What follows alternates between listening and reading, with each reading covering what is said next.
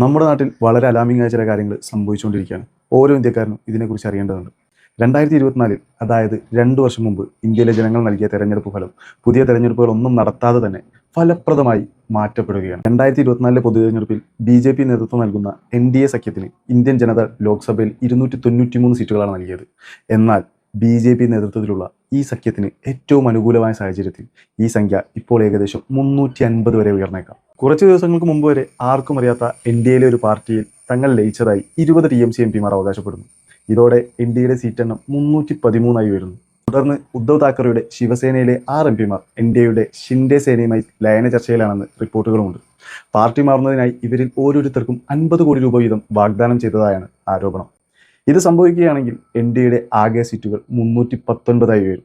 ഇതിനു പുറമെ 20 മുതൽ 25 വരെ സമാജ്വാദി പാർട്ടി MPമാർ BJPയിൽ ചേരാനുള്ള സാധ്യതയുമുണ്ട്. ഇത് ലോക്സഭയിൽ NDAയുടെ ശക്തി ഏകദേശം 345-ലെത്തിക്കും. ഇത് 2/3 ഭൂരിപക്ഷത്തിന് ആവശ്യമായ 360 എന്ന സംഖ്യയോട് വളരെ അടുത്തതാണ്. 2/3 ഭൂരിപക്ഷം ലഭിച്ചാൽ രാജ്യത്തിന്റെ രാഷ്ട്രീയ ഭൂപടത്തെ തന്നെ മാറ്റാൻ പോകുന്ന ഡീലിമിറ്റേഷൻ ബിൽ ഇതുപോലെയുള്ള വലിയ ബില്ലുകൾ NDAക്ക് എളുപ്പത്തിൽ പാസ്സാക്കാൻ സാധിക്കും. കൂറുമാറ്റ നിരോധന നിയമം MPമാർ എങ്ങനെ ദുരുപയോഗം ചെയ്യുന്നുവെന്ന് ഞാൻ വിശദീകരിക്കാം. തങ്ങളെ തിരഞ്ഞെടുത്ത രാഷ്ട്രീയ പാർട്ടിയെ ഉപേക്ഷിച്ച് സാധാരണയായി ഭരണത്തിലുള്ള മറ്റൊരു പാർട്ടിയിലേക്ക് ചേക്കാറാൻ അവർ ഈ നിയമത്തിലെ ചില പഴുതുകൾ ഉപയോഗിക്കുന്നുണ്ട്. തിരഞ്ഞെടുപ്പിന് ശേഷം ഒരു MP പാർട്ടി മാറുമ്പോൾ അയോഗ്യനാക്കപ്പെടാതിരിക്കാനുള്ള ഒരേ ഒരു സാഹചര്യം 2 രാഷ്ട്രീയ പാർട്ടികൾക്ക് തമ്മിൽ ലയനം നടത്തുക എന്നുള്ളതാണ്.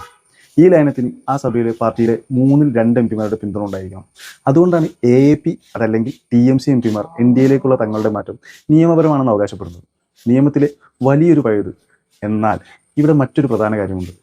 ഈ വിമതർക്ക് 3-2 MPമാരുടെ പിന്തുണ ഉണ്ടെന്നതുകൊണ്ട് മാത്രം അവരുടെ ലയനം പൂർണ്ണമായും ഭരണഘടനാപരമാകുന്നില്ല.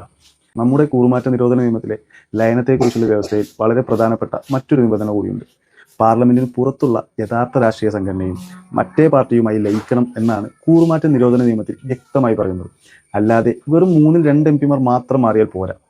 ഒറിജിനൽ രാഷ്ട്രീയ പാർട്ടി ലയിക്കാനെടുക്കുന്ന തീരുമാനത്തെ പിന്തുണയ്ക്കുക മാത്രമാണ് ഈ 3-2 MPമാർ ചെയ്യേണ്ടത്.